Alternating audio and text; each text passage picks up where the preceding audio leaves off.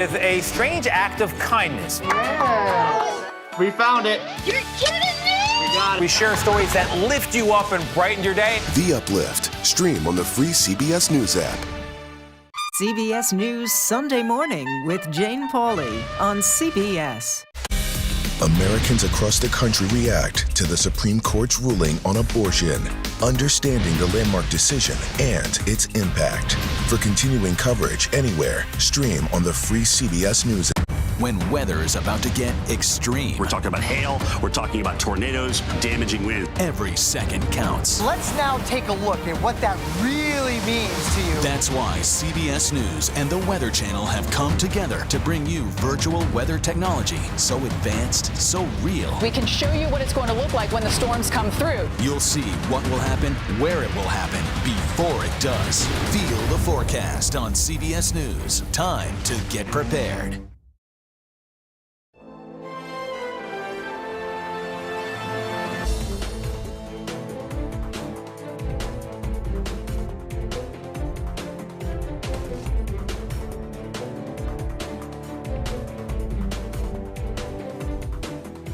Hey there, everyone. A very warm welcome to you. I'm Errol Barnett reporting tonight from the CBS Broadcast Center here in New York City. Thanks so much for joining us. Here's a look at some of the top stories we're watching for you at this moment. It was knocked out, but not for the count. President Biden's agenda on the ropes tonight. How the support of Arizona Senator Kyrsten Sinema is key for Democrats' legislative path going forward. The first January 6th rioter to stand trial has now been sentenced. We'll discuss how much time this recruiter for an extremist militant group will serve behind bars. And a former West Virginia lawmaker who pleaded guilty to his role in the attack is now writing a book claiming he was mistreated by the justice system. Also, hundreds of people are missing in eastern Kentucky, with more than 30 killed after historic floods devastated the area. We'll bring you the latest as nighttime curfews are declared. Al-Qaeda leader Ayman al-Zawahiri has been killed by U.S. forces. Details of the strike on one of the world's most sought-after terrorists who helped plan the 9/11 attacks are limited at this hour. Zawahiri succeeded Osama bin Laden as the terror group's leader. And later this hour, 5 states are holding critical primaries tomorrow, with former President Trump weighing in. We'll have a preview of some of the big races ahead. And Ukraine exports its first shipment of grain under a deal brokered by Turkey. What it could mean for the global food crisis. But we begin tonight with President Biden's agenda, which was stalled in Congress heading into the August recess, but now appears to be resurrected under a new name. After a CHIPS bill passed the Senate and House last week, a reconciliation bill agreed on by Senators Chuck Schumer and Joe Manchin could be brought to the floor as early as this week. It's dubbed the Inflation Reduction Act of 2022. The legislation will aim to help pay down the national debt, as well as lowering costs for energy and health care. Today, Senator Manchin was asked what evidence he has this act will reduce inflation. Yeah, it's pretty much common sense if you look at the common sense. But, you know, I'm used to all the analysis going on. There's been 17 Nobel laureates who said that basically inflation would be transitory. So everybody has a different opinion of what they're looking at. If you're paying down debt, you know, you're getting your debt under control, or showing a good faith effort that we've recognized that the debt is real in the United States of America, and we have to start attacking that and paying down for the first time in over 2 decades. For more on this and all of the day's top political stories, Stephen Portnoy and Meredith McGraw join me now. Stephen is a CBS News Radio White House correspondent, and Meredith is national political correspondent for Politico. It's always great to see them both, and now we're going to get their insight, which I'm excited about. First, though, after I welcome you both, let's talk about the breaking news that's unfolding now, the death of Al-Qaeda's leader, Ayman al-Zawahiri. Stephen, tell us about President Biden's reaction to this and what we expect to hear from him when he addresses the nation. We expect, Errol, that the president will deliver a speech from a balcony off the White House Blue Room, which is essentially a safe spot for him to be and for the limited number of reporters who will be in the room or near the room or outside on the balcony with him as he continues recovering from COVID. What we're told by the White House is that there was a successful strike on a counterterrorism target in Afghanistan over the weekend, that there were no civilian casualties. CBS News has learned that the target of the strike was Ayman al-Zawahiri, the leader of al-Qaeda since 2011, after the U.S. raid that killed Osama bin Laden. Now, al-Zawahiri was one of the FBI's most wanted. He was implicated and indicted in connection with the 1998 bombings of the U.S. embassies in Tanzania and Kenya. And he is someone who has evaded capture and had evaded multiple attempts on his life all of these years.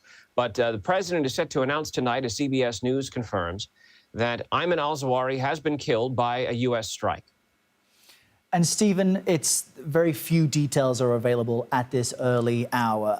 But based on your reporting and what we know, this attack took place over the weekend. We only heard about confirmation of this moments ago, and the announcement of President Biden addressing the nation also new. Politically speaking, what does the president gain by taking out a terrorist who has been on this FBI most wanted list for so long? Well, there's no doubt that this is a significant development in the war on terror, which has never really ended since the United States began it in 2001.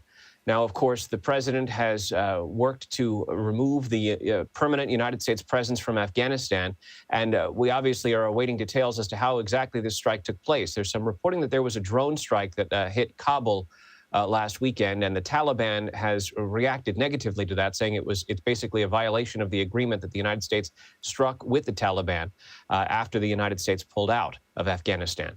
This will be an opportunity for Joe Biden to signal to the country that the United States has never given up the fight, that it has continued to have its sights set on al-Qaeda, and that the United States can, as the U.S. has described it, have this over-the-horizon capacity to target terrorists that might be targets of opportunity. So again, we await information from the White House as to exactly what has happened here and how.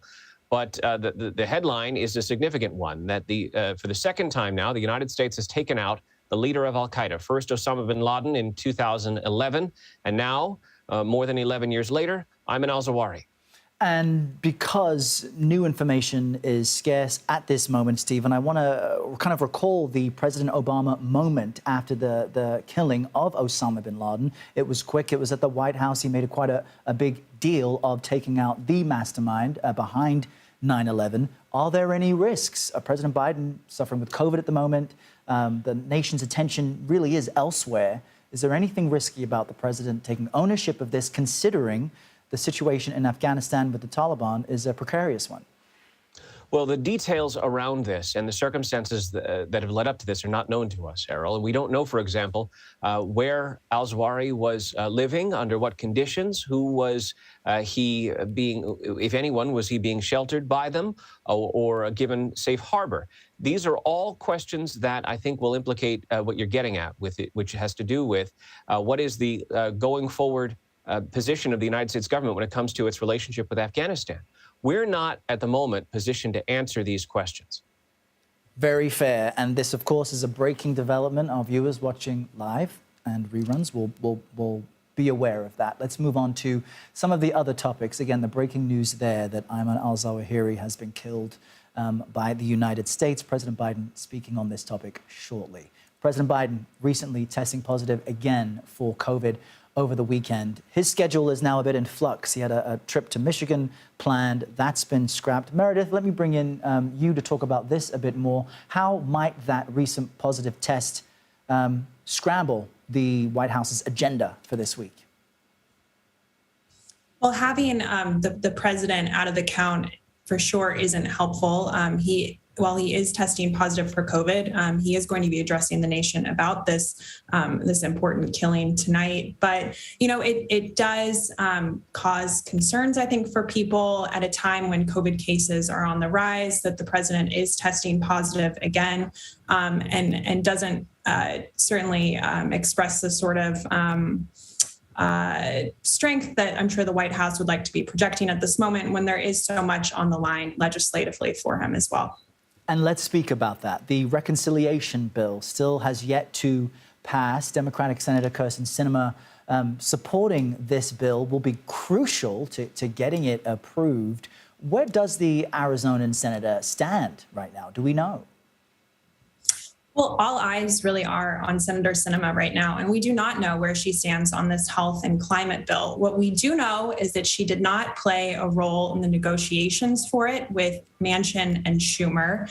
And it was interesting this morning when Senator Manchin spoke with reporters. He addressed some of the concerns that people have about Senator Sinema and getting her vote. He said that things like prescription drug costs and Medicare, things that she's negotiated before, there weren't any changes to that. And he also said that he listened to her concerns about income tax increases. But really the thing to look out for is this red line that she's drawn on the carried interest loophole that allows for some investment managers to have their investment gains taxed at a different bracket than, say, wages. And that's something she said she hasn't wanted closed in the past. It is closed in these negotiations. And perhaps it was included in this bill for a reason, so that if Sinema does want to negotiate here, that's something that Democrats could put to the wayside for now in order to gain her vote.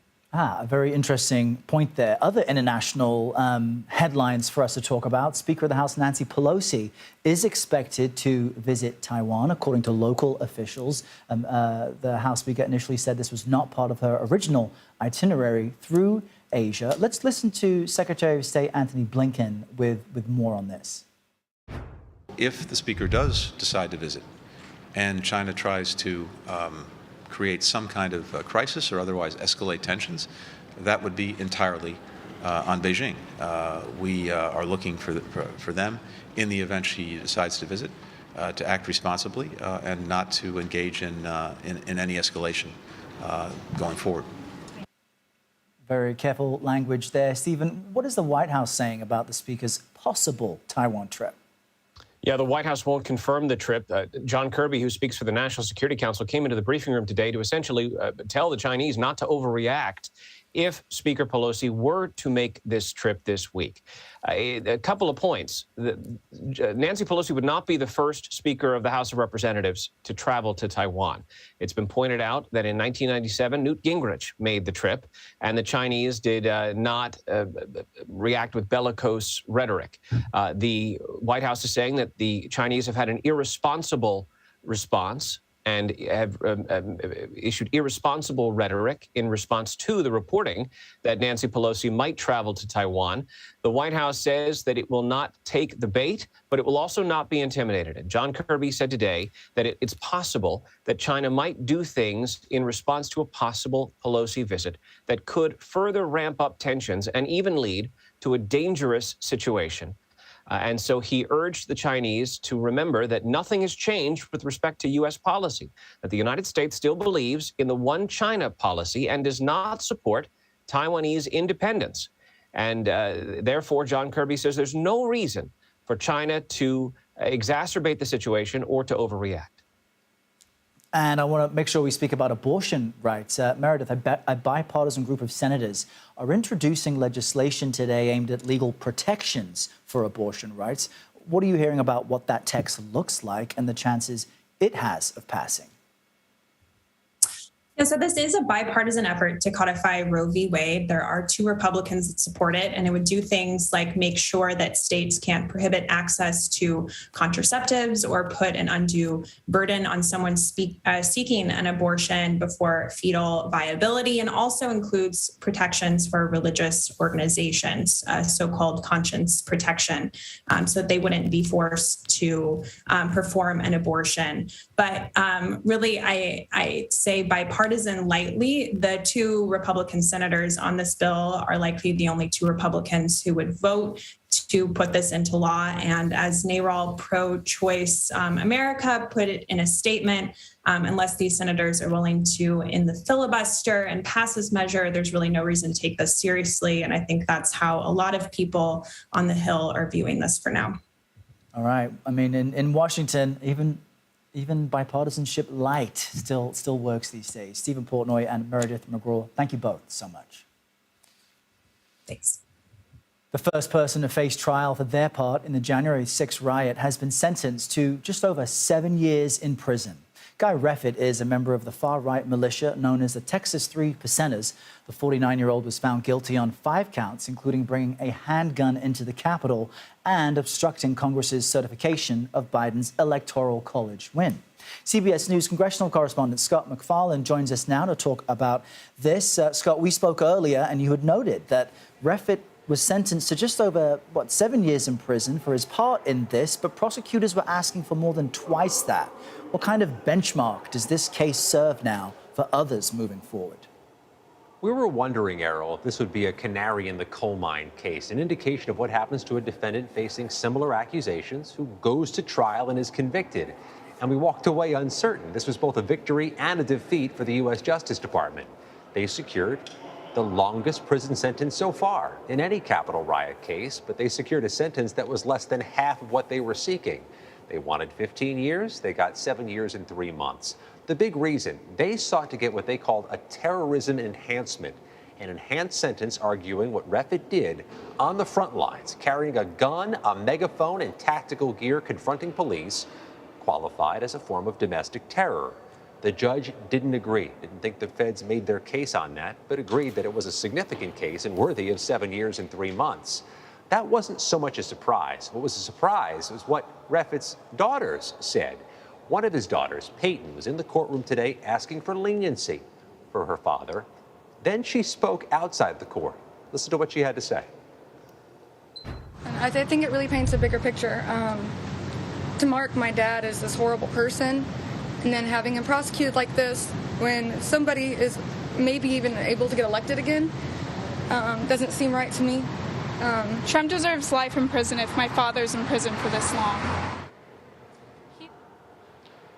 Stunning Trump deserves statement life there. in prison if my father deserves this much prison time. Yeah, Errol, I didn't mean to cut you off, but we have never heard that from any January 6th defendant or family member, either in court or outside of court at one of these hearings. Yeah, no, Scott, it's important that you make that point, and it really speaks to how some of these relatives may feel in ways that they haven't previously said so publicly. I want to ask you about former Trump advisor Steve Bannon. He was convicted of contempt of Congress, and he is apparently now trying to delay serving any sort of sentence. What's the basis of his appeal?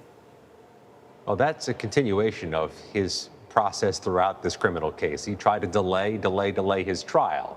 He failed. He was convicted in a matter of hours by a D.C. jury. Now he seeks to delay the sentencing.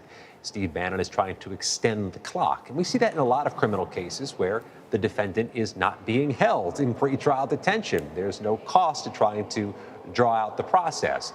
There's no indication he'll succeed in this. The judge has left open the possibility of future appeals being filed in the case. But Steve Bannon is facing a mandatory minimum in this contempt of Congress case. 2 convictions on 2 charges of contempt of Congress, each carrying a 30-day mandatory minimum and a 1-year maximum. So Steve Bannon is facing the likelihood, if not the prospect, of prison time. So no surprise, Errol, he's trying to draw out the clock.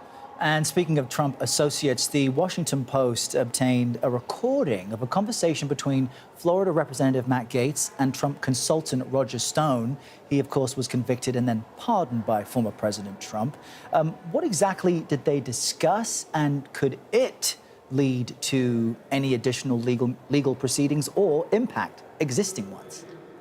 Well, according to that reporting, Errol, there was a prediction by Florida Congressman Gaetz about a looming pardon for Roger Stone in advance of his pardon from former President Trump. All of this adds context to the current set of prosecutions, where you have 850 federal defendants so far in the U.S. Capitol riot. There are likely hundreds more to come. And you have former President Trump openly talking about the prospect of pardons for January 6 defendants if he were to retake office. These reports from the Washington Post about the hot mic audio from Congressman Gaetz really reinforces the importance of what the former president's saying, that if he were to retake office, there could be pardons looming. That may be fanciful talk, that may seem preposterous to some people, but let me tell you who takes it seriously. Some number of January 6 defendants who are accused of predicting future pardons as they face the prospect of prosecutions. It's not an irrelevant, trivial thing in court, even if that talk seems fanciful now. Let me quickly ask you about burn pits, another important issue being discussed in the nation's capital. I know you spoke earlier today with veterans and activists who are pushing for a bill to help those impacted by exposure to all that toxic air. Let's play some of that, and I'll chat with you on the other side. This is the canary in the coal mine for the lowest bar. This government should be soaring to heights, not playing limbo and trying to get underneath the bars that don't mean anything. My message to the Senate is we fought for you, and now it's your time to fight for us. Pass the PACT Act now and stop playing games with our lives, because we're out here and we are dying. Scott, what's the holdup? It's a procedural issue, according to senators. And in the Senate, procedural issues are not trivial. That's what the Senate does. It ensures proper procedure. But even those out there protesting are optimistic this bill is going to pass. Could impact millions of veterans, they say, exposed to some form of toxic chemicals, not just burn pits. Likely a vote midweek. It's just a political loser. It is political kryptonite for anybody standing in the way of this at this moment. And I think everybody in the U.S. Senate recognizes that. Yeah, and we saw comedian Jon Stewart lending his voice. We know he's very passionate about this as well, doing what he can to push it across the finish line. Scott MacFarlane, thank you very much. One of the biggest primary contests of the summer is slated for tomorrow. What the showdown in 5 different states could tell us about the upcoming midterm elections in November. Plus, with at least 24 dead and hundreds unaccounted for, historic floods in eastern Kentucky may not be over when the region can expect the rain to stop next. You're streaming CBS News.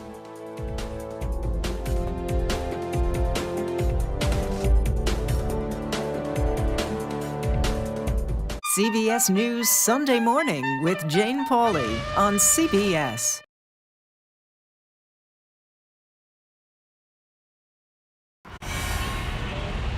You ready? A generation of kids opens up on CBS Reports. I just want to be like a regular kid.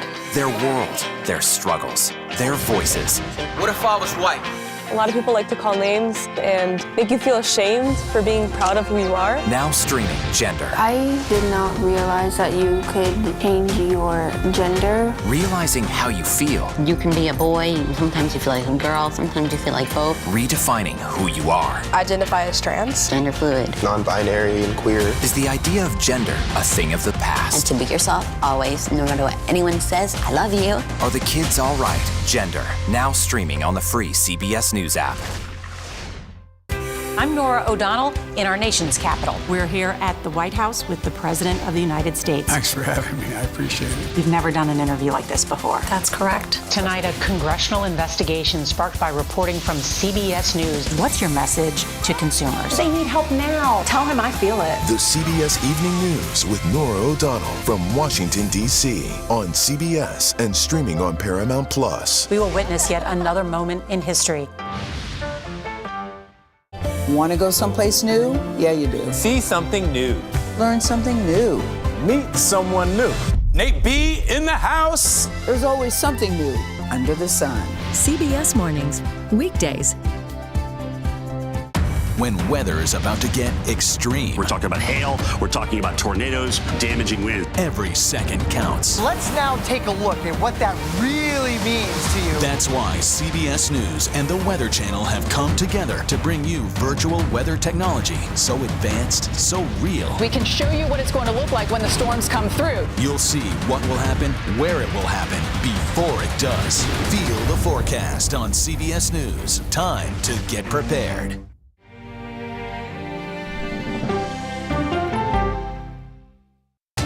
People from every corner of America facing challenges. Everyone is just looking for some type of connection. Just raise your hand and say, hey, I'd like to help. Coming together to find solutions. We are going to do something about it. Their stories are our stories. Welcome to Eye on America. Stream now on the free CBS News app. CBS News Sunday Morning with Jane Pauley on CBS. We have an inspiring story that started with a strange act of kindness. Yeah. We found it. You're kidding me! We got it. We share stories that lift you up and brighten your day. The Uplift. Stream on the free CBS News app. Stories that inform, inspire, and brighten your day. I've been waiting patiently for something like this. stories make every day a little more like Sunday morning. Here comes the sun. Stream on the free CBS News app Tuesday mornings. Voters are heading to the polls for primaries in 5 states tomorrow. Primaries will be held in Michigan, Kansas, Missouri, Arizona, and Washington. Multiple candidates backed by former President Trump are on the ballot. He is expected to make an endorsement in a closely watched race in Missouri soon. For more on this, Robert Costa joins me now. He's CBS News Chief Election and Campaign Correspondent. Good to see you, Bob. The most high-profile race is Missouri's Senate GOP primary. So the question everyone's wondering is, will former Governor Eric Greitens succeed, or does AG Eric Schmidt have a shot? We know President Trump hasn't really chosen his preferred choice just yet. That's a perfect way of putting it. What an intriguing piece of news just minutes ago in the Missouri Senate Republican primary race. The former president, Donald Trump, issued a statement where he said essentially that he endorses, quote, Eric, no last name given. And it's confusing everyone in the political world, especially in Missouri. Who exactly does he mean? Is it Eric Schmidt, the state attorney general, or is it Eric Greitens, the former governor who has become an ally of Steve Bannon and other Trump allies in recent months? And it just shows you how the former president is trying to play across the field, not necessarily pick a favorite by doing a bit of a wink and a nod with this statement tonight. And it's also, that's remarkable about I support Eric. But it's also interesting to see the differences between where President Trump and former Vice President Pence's endorsements are lining up. They seem to have taken different sides in some races, including ones happening on Tuesday. Arizona's Republican primary for governor, one of them. What's your sense on why they're not on the same side? What does this tell us?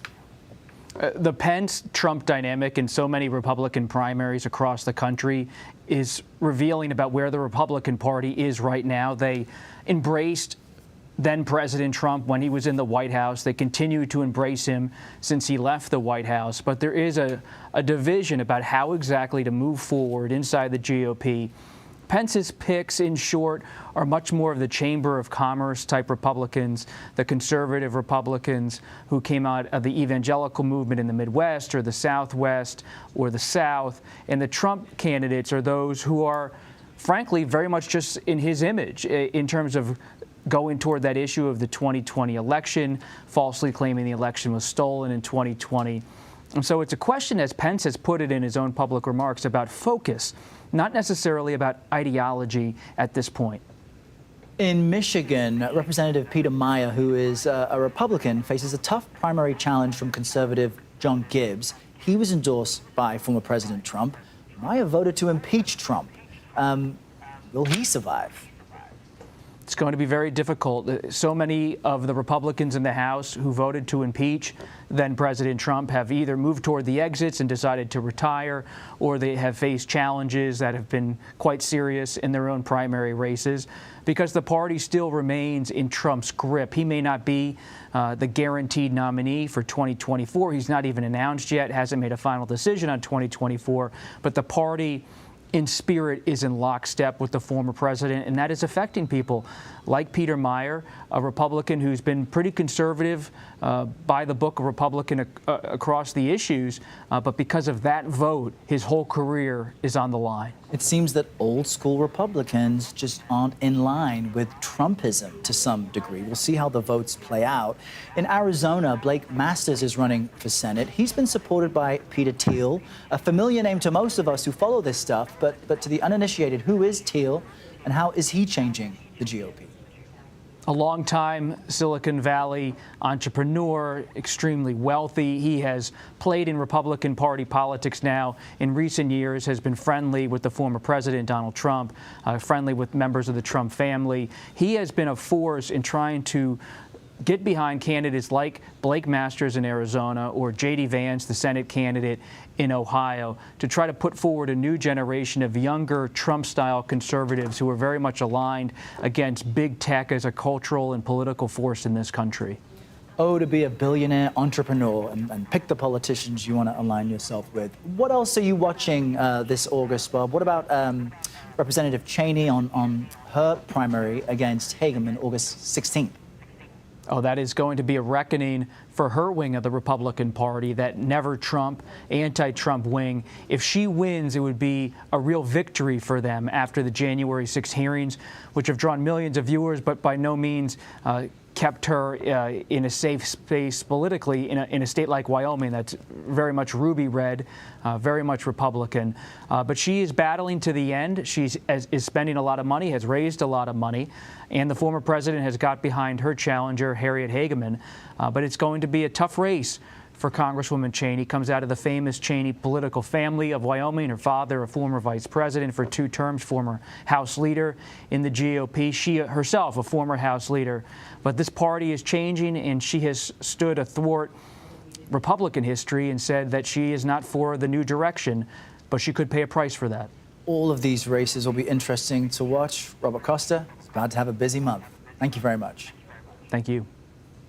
And a programming note, CBS News will have primary coverage all day tomorrow. Our political correspondents will join us from the major races across the country.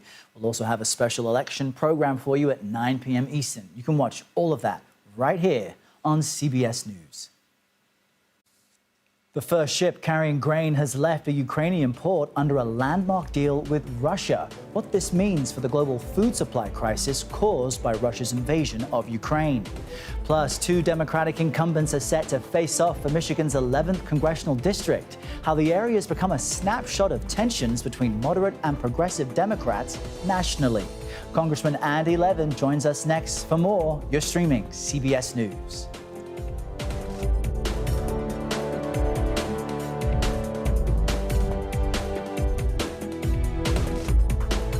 CBS News Sunday Morning with Jane Pauley on CBS.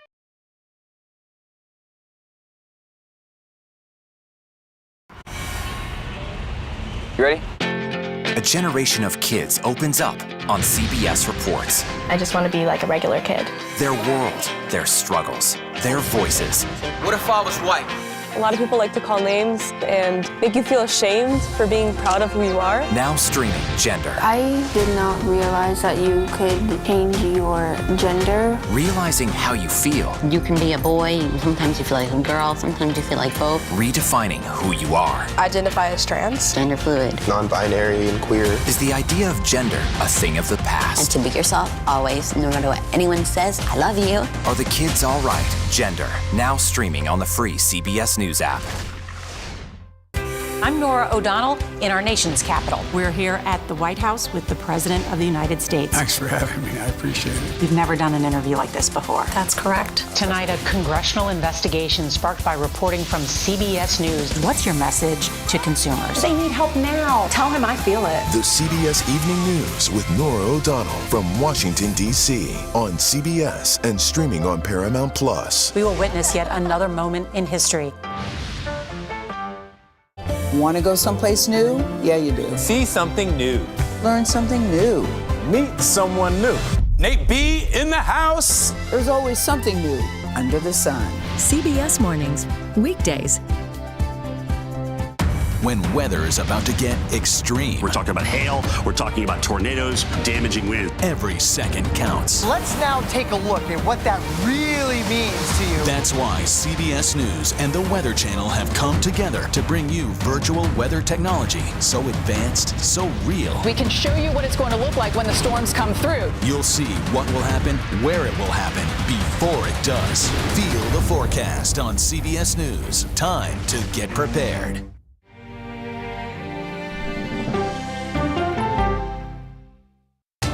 People from every corner of America facing challenges. Everyone is just looking for some type of connection. Just raise your hand and say, hey, I'd like to help. Coming together to find solutions. We are going to do something about it. Their stories are our stories. Welcome to Eye on America. Stream now on the free CBS News app.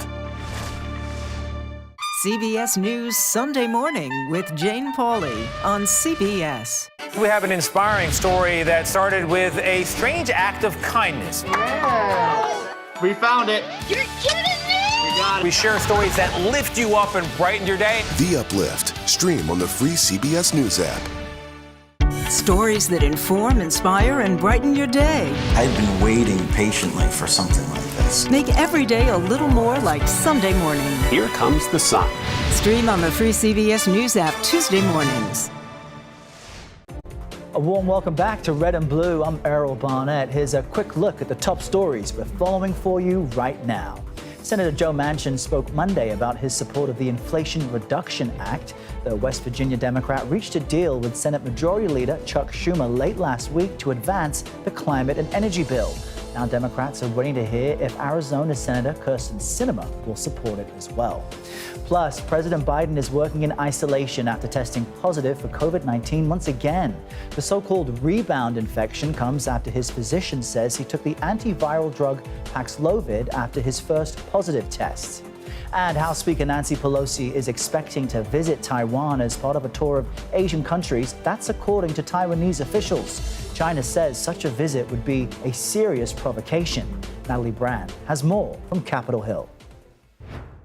House Speaker Nancy Pelosi kicked off her trip to Asia in Singapore, meeting with the nation's prime minister and president. Joining her are several House Democrats, with stops also planned in Malaysia, South Korea, and Japan. The group says it plans to hold high-level meetings to discuss topics including peace and security, economic growth, human rights, and democracy. But tensions between the U.S. and China have ratcheted up over reports the speaker could also make a possible stop in Taiwan as soon as Tuesday. Speaker Pelosi, will you be going to Taiwan? Speaker Pelosi has not confirmed the visit, though Taiwanese-American lawyer Jan Young-Lin says a possible stop would be a strong show of support. I hope she can actually go to Taiwan. In a phone call between Chinese President Xi Jinping and President Biden last week, China warned against playing with fire.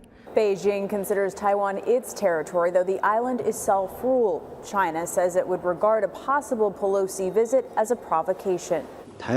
Monday, a spokesman for China's Ministry of Foreign Affairs repeated warnings of possible military action, saying the country could, quote, take strong countermeasures to safeguard its sovereignty and territorial integrity. There is no reason for Beijing to turn a potential visit consistent with long-standing U.S. policy into some sort of crisis or conflict. Washington's One China policy recognizes that Taiwan is part of China, but supports Taiwan's democratic values and opposes any forced change to the status. Natalie Brandt, CBS News, Capitol Hill. Now this is interesting. Michigan's 11th District Democratic primary will pit a pair of incumbents against each other. This is due to redistricting. Congressman Andy Levin is battling Congresswoman Haley Stevens to reach the general election. In a recent Target Insight poll, Stevens holds an almost 2-to-1 lead to win the primary. Congressman Levin joins us now. And a quick note for viewers, we did extend an invitation to your opponent. We have not yet heard back. That invitation stands. Congressman, what's changed between your last election and this one that gives any voter motivation to keep you in office? Oh, my goodness, Errol. Well, I'm the clear progressive in this race. I've been endorsed by Bernie Sanders, Elizabeth Warren, the Progressive Caucus, the Working Families Party, Our Revolution, Maxine Waters, and so many others. Robert Reich just tweeted out that everyone should support me. I'm a leader on tackling climate change head on. I'm a leader on universal health care, which my opponent opposes. I'm for tackling structural racism, for example, for getting rid of qualified immunity when police officers do something wrong. There's so many differences between us, and the grassroots enthusiasm in our campaign is just incredible. We have knocked 68,000 doors in this campaign and made over 200,000 calls. Meanwhile, my Republicans campaign is largely powered by $4.2 million of money from a special interest group that's also endorsing insurrectionist Republicans. And most of the money comes from Republican billionaires. So the choice is very clear here. And Democrats in Oakland County are not going to let Republican billionaires pick the Democratic nominee for Congress here in the new 11th district. We're going to send the progressive champion to the November election. Well, Congressman, you describe yourself as the progressive champion. Criticism may be that you've got a lot of establishment Democrats supporting you. What's different about your approach. Talk to me more about the fissure that we do see among Democrats between, I guess, progressives and more conservative Democrats. Do you get a sense that the country has shifted in any way? The country has shifted, Errol. I don't see a fissure. I just, excuse my informality, I came straight in from knocking doors in Pontiac, Michigan. The Democratic voters want champions. They're sick of the filibuster. They're sick of people not getting sensible gun reform passed. They're sick of us not doing enough on climate change. They want fighters out there. On reproductive rights, they want someone who's going to stand up and demand that women and anybody who can have a baby has autonomy over their own bodies and their own decisions. That's why Cecile Richards endorsed me. How often does she get involved in a Democratic primary? The longtime former president of Planned Parenthood. Heather Booth, who founded the Jane Collective that provided safe abortion services before Roe v. Wade, has endorsed me, as have the leading abortion providers in our district. People want champions. I'm not seeing fissures out there. I'm seeing impatience from Democratic voters that we're in a flat-out crisis on structural racism, on frying our planet, on the worst income and wealth inequality in 100 years. We've got a public health crisis with very disparate incomes for wealthy people and poor people, for people of color generally. And so we need to elect Democrats who are real champions, because when we come to November 8th to win in an off-year election, we need to get all of our base excited. It's going to be about turnout in November 8th, and we need progressive champions who will excite and motivate our base to get out there and vote in November. You mentioned outside money coming into this race. There is a super PAC, a pro-Israel super PAC raising money for ads against you. Just as a Jewish member of Congress, can you just explain how support for Israel has become such an election issue here? Support for Israel isn't an issue because I support Israel just as much as they do, and they don't get to have the pro-Israel mantle. They're right-wing on Israel. I say you can be pro-Israel and pro-peace. I say you can be pro-Israel and pro-Palestinian. In fact, the only way to have a secure democratic homeland for my people, the Jewish people, is to realize the political and human rights of the Palestinian people. Errol, that's actually been the policy of every Democratic and Republican administration until and besides the Trump administration. And so I'm a happy warrior for justice. I'm a big supporter of Israel. I'm a former synagogue president. I founded a group called Detroit Jews for Justice, for Jews to act as allies to fight for racial and economic justice in Detroit. And so, you know, what these people are doing is a shame. They're pouring in money, and it's really a double deception because, Errol, they're not talking about Israel in their ads. They're lying about what they're up to by talking about other things. That's the first deception. And the second deception is they're not telling the truth about where their money is coming from. Much of their money is coming from Republican billionaires throwing $1 million and even $2 million each. The founder of WhatsApp just put in $2 million. These aren't Democrats. What business do they have in trying to pick the nominee of the Democratic primary in the 11th Congressional District of Michigan or any other? And let me tell you something. If our party lets them get away with that, this time it's right-wing on Israel groups, why wouldn't it be ExxonMobil or Big Pharma or the tobacco industry coming in and trying to determine who the Democratic nominee is? We're going to send a huge answering message. that question in full. Yeah. Congressman, thank you very much. And I also just want to repeat that we have an open invitation to your opponent, Haley Stevens, if she wants to speak with us as well. Congressman Andy Levin, thank you for your time today. Thanks, Errol. A Trump-supporting candidate vying to be Arizona's Secretary of State says he will not concede if he loses, and he's not alone. We'll get into that and how a lie of a fraudulent election is defining a number of primary contests. You're streaming Red and Blue.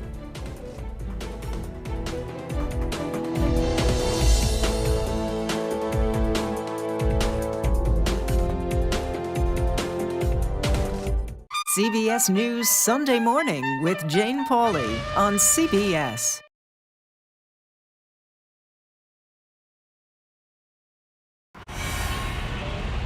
You ready? A generation of kids opens up on CBS Reports. I just want to be like a regular kid. Their world, their struggles, their voices. What if I was white? A lot of people like to call names and make you feel ashamed for being proud of who you are. Now streaming Gender. I did not realize that you could change your gender. Realizing how you feel. You can be a boy, sometimes you feel like a girl, sometimes you feel like both. Redefining who you are. Identify as trans. Gender fluid. Non-binary and queer. Is the idea of gender a thing of the past? And to be yourself, always, no matter what anyone says, I love you. Are the kids all right? Gender. Now streaming on the free CBS News app. I'm Nora O'Donnell in our nation's capital. We're here at the White House with the President of the United States. Thanks for having me. I appreciate it. You've never done an interview like this before. That's correct. Tonight, a congressional investigation sparked by reporting from CBS News. What's your message to consumers? They need help now. Tell him I feel it. The CBS Evening News with Nora O'Donnell from Washington, D.C. on CBS and streaming on Paramount Plus. We will witness yet another moment in history. Want to go someplace new? Yeah, you do. See something new. Learn something new. Meet someone new. Nate B in the house. There's always something new under the sun. CBS Mornings, weekdays. When weather is about to get extreme. We're talking about hail, we're talking about tornadoes, damaging wind. Every second counts. Let's now take a look at what that really means to you. That's why CBS News and the Weather Channel have come together to bring you virtual weather technology so advanced, so real. We can show you what it's going to look like when the storms come through. You'll see what will happen, where it will happen, before it does. Feel the forecast on CBS News. Time to get prepared.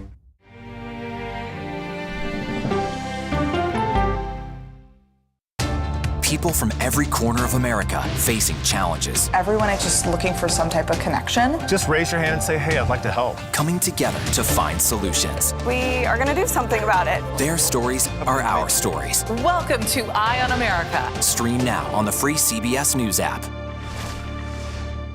CBS News Sunday Morning with Jane Pauley on CBS. We have an inspiring story that started with a strange act of kindness. Yeah.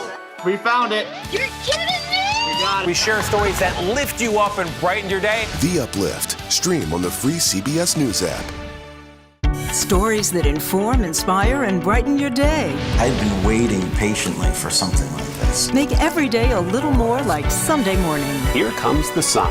Stream on the free CBS News app Tuesday mornings.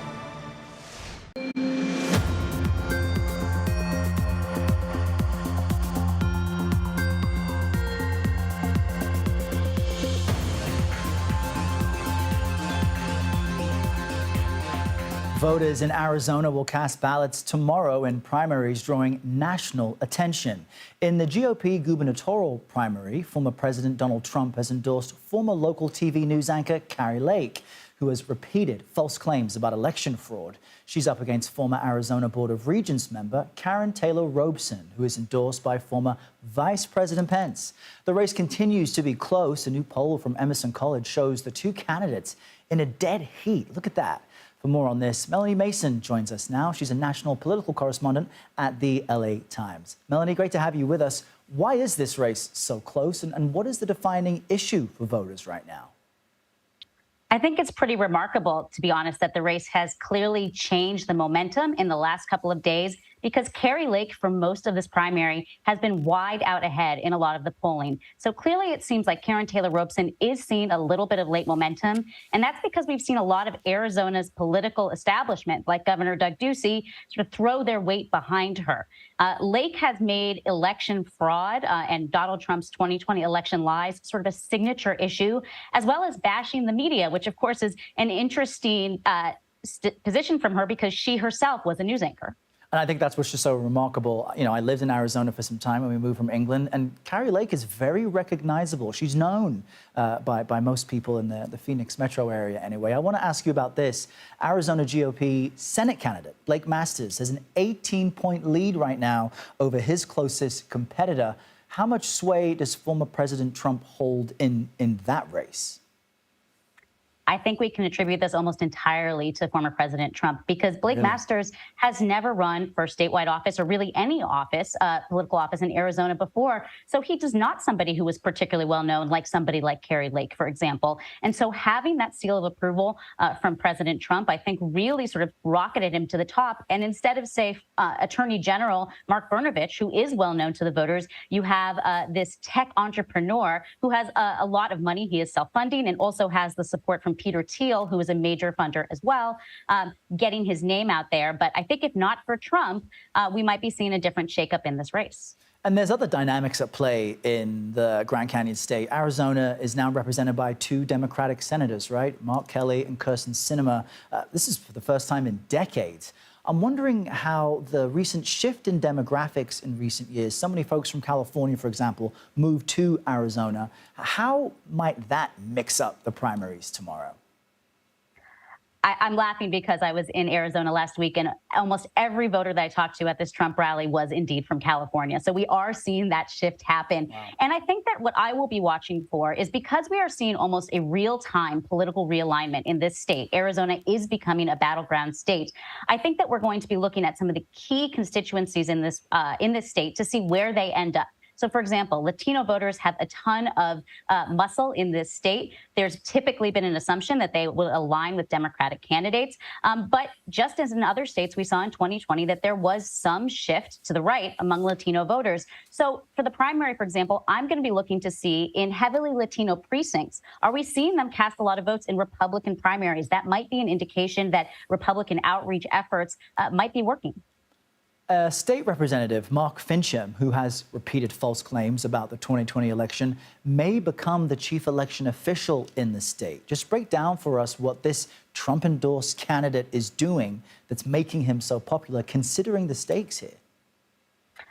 I think that Mark Fincham is in almost a league of his own, because, let's be honest, it's almost a barrier to entry now, a requirement to entry for Republican candidates to at least play footsie with President Trump's lies about the election. But Mark Fincham has gone above and beyond. He was involved in the Stop the Steal movement from the beginning. He was in Washington, D.C. on January 6th, and he has been a very, very vocal proponent of these conspiracy theories with regards to the election in Arizona. So I think that there is a lot of concern among fair elections types, Democrats certainly, but I think anybody who wants to feel confident in the execution of the election in Arizona in 2024, if he becomes the top elections administrator, there is going to be a little bit of concern from those corners. So expect to see, if he makes it through the primary, a lot more interest in a Secretary of State's race than we probably would see in any other election year. And yet another reason why, these local elections really have national implications. Melanie Mason, thank you so much. Thank you. All right, let's take a breath and a quick break, which means you have a few minutes to download the free CBS News app on all your devices. Catch live local coverage from across the country from all of our CBS stations.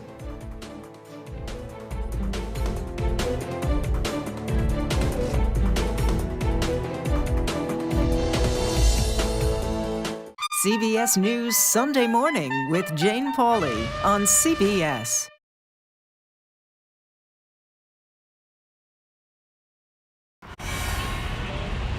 You ready? A generation of kids opens up on CBS Reports. I just want to be like a regular kid. Their world, their struggles, their voices. What if I was white? A lot of people like to call names and make you feel ashamed for being proud of who you are. Now streaming Gender. I did not realize that you could change your gender. Realizing how you feel. You can be a boy, sometimes you feel like a girl, sometimes you feel like both. Redefining who you are. Identify as trans. Gender fluid. Non-binary and queer. Is the idea of gender a thing of the past? And to be yourself, always, no matter what anyone says, I love you. Are the kids all right? Gender, now streaming on the free CBS News app. I'm Norah O'Donnell in our nation's capital. We're here at the White House with the President of the United States. Thanks for having me. I appreciate it. You've never done an interview like this before. That's correct. Tonight, a congressional investigation sparked by reporting from CBS News. What's your message to consumers? They need help now. Tell him I feel it. The CBS Evening News with Norah O'Donnell from Washington, D.C. on CBS and streaming on Paramount+. We will witness yet another moment in history. Want to go someplace new? Yeah, you do. See something new. Learn something new. Meet someone new. Nate B in the house. There's always something new under the sun. CBS Mornings, weekdays.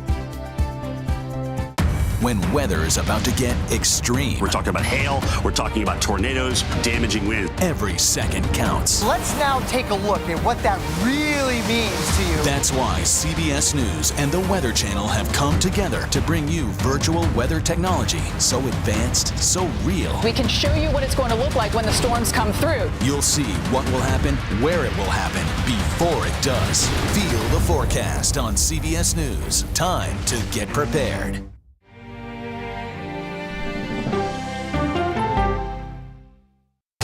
People from every corner of America facing challenges. Everyone is just looking for some type of connection. Just raise your hand and say, hey, I'd like to help. Coming together to find solutions. We are going to do something about it. Their stories are our stories. Welcome to Eye on America. Stream now on the free CBS News app. CBS News Sunday Morning with Jane Pauley on CBS. We have an inspiring story that started with a strange act of kindness. We found it. You're kidding me! We got it. We share stories that lift you up and brighten your day. The Uplift. Stream on the free CBS News app. Stories that inform, inspire, and brighten your day. I've been waiting patiently for something like this. Make every day a little more like Sunday morning. Here comes the sun. Stream on the free CBS News app Tuesday mornings. Vice President Harris has announced more than $1 billion in grants to address flooding and extreme heat. This new funding will be used to help vulnerable communities prepare for and respond to climate-related disasters. $1 billion will be made available through an infrastructure rebuilding program, and another $160 million will be offered for flood migration assistance. Vice President Harris spoke about the need for the funding during a briefing with leaders at the National Hurricane Center in Miami earlier today. One need only look at a map of the United States to see the hotspots around our nation and how, as a result of these extreme events, people are suffering. People have died. Children. The Vice President also spoke about climate change initiatives at Florida International University. Her announcement comes as emergency crews work to contain deadly floodwaters in Kentucky and massive wildfires across the West. Get this, firefighters are working to contain 54 wildfires across 13 western states. In Northern California, the McKinney fire has burned more than 82 square miles. Roughly 500 households in the area are under a mandatory evacuation order. Crews are also working to extinguish the Moose Fire in Idaho and the Elmo Fire in Montana. And that does it for us today anyway. Remember, you can stream Red and Blue Monday to Thursday at 6 p.m. Eastern. And a very quick reminder, if you want to watch previous episodes of the show, you can see them anytime at cbsnews.com/redandblue.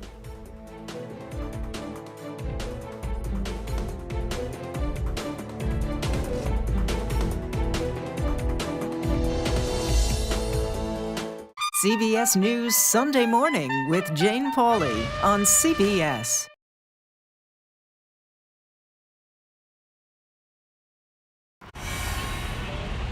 You ready? A generation of kids opens up on CBS Reports. I just want to be like a regular kid. Their world, their struggles, their voices. What if I was white? A lot of people like to call names and make you feel ashamed for being proud of who you are. Now streaming the internet. Technology is baked into the DNA of our generation. Social media, apps, and games. I like my iPad, my phone, my Nintendo. Instagram, TikTok, Twitter, it's one click away. Is growing up digital a blessing or a curse? There is so much pressure to be perfect. We need to have conversations regarding healthier usage. Are the kids all right? The internet, now streaming on the free CBS News app.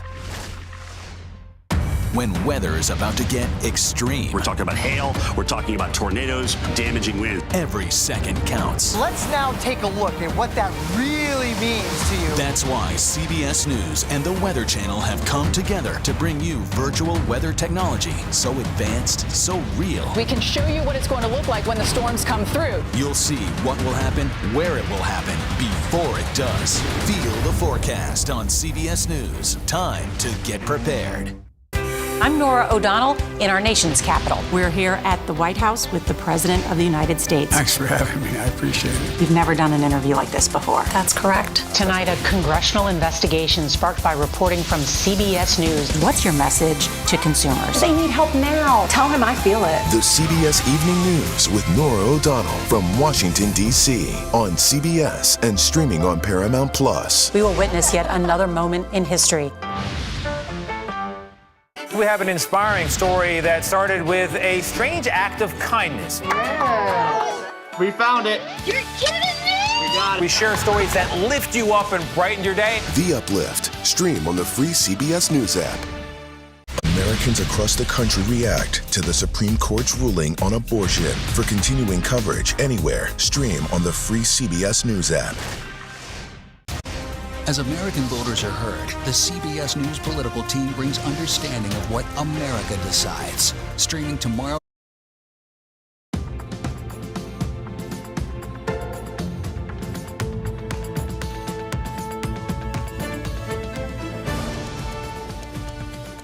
Hello, everyone. I'm Lana Zach. Thanks for joining us.